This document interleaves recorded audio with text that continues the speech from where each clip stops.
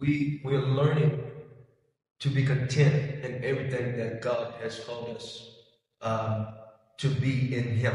Okay? Before God moves us into any area of our life, whether it's relationship, whether it's people, even whether it's business opportunities, He always looks at your contentment with what He's given you. And one of the greater misfires of believers is we tend to misappropriate what God has done, and we don't understand that God has given us assessments and what He's done before He always brings you to where you're going. And so you always want to assess my spirit. This is why it's important for you to learn how to live with yourself in accordance to the grace that God has given you. Because it's proving your grace based on your contentment with God, where you are. And so many times we're trying to move on, we're trying to move forward, we're trying to go get this, we're trying to go with that. Singles always trying to move into the next step with somebody that you're not even the person that you're supposed to be in contentment to what you to even discern who you need. Okay? One of the biggest things that we talked about in past relationship things that I keep this question of, how do I know who I'm supposed to be with if I'm not the one that I'm supposed to be? It's a huge question, okay? Because I don't know who I am. How in the world can I discern who I'm supposed to be with? Okay? So contentment is essential to the process of becoming all that God called us to be and become. And this is not only for singles, this is for everybody. This relationship, marriage, whoever. You have to understand, you've got to be content with everything that God has given you, because it's proof that you've learned to operate in the grace of God that He's given you in accordance to the faith that you operate. Okay? We all have a portion of faith that we have that God's given us, but He knows that when He comes to assess you, He's saying, have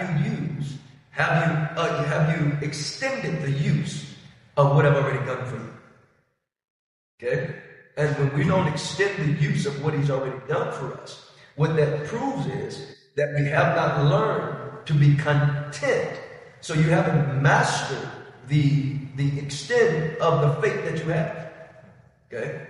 And so when it comes to relationship renovation, why do I call it relationship renovation? Because we got to we have to renovate what we have to restructure. Okay, how we're perceiving our relationships. Okay, be it with ourselves, with people, with family, even with family. Okay, everything. How am I handling my relationships? Because that's going to give the proof if I'm ready for the next level or the next step. Okay? And so even to more so to singles, because listen, the push is to do something pre-content. Yeah. Okay? Because you feel you need company. Right? But see, company without contentment is dangerous. Because if you keep getting company without contentment, you're going to fall into types of love that you thought it was a God love. It was arrows.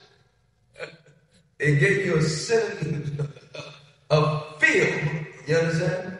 And you're thinking that's God love, but no. See, God love comes with without all of the other components.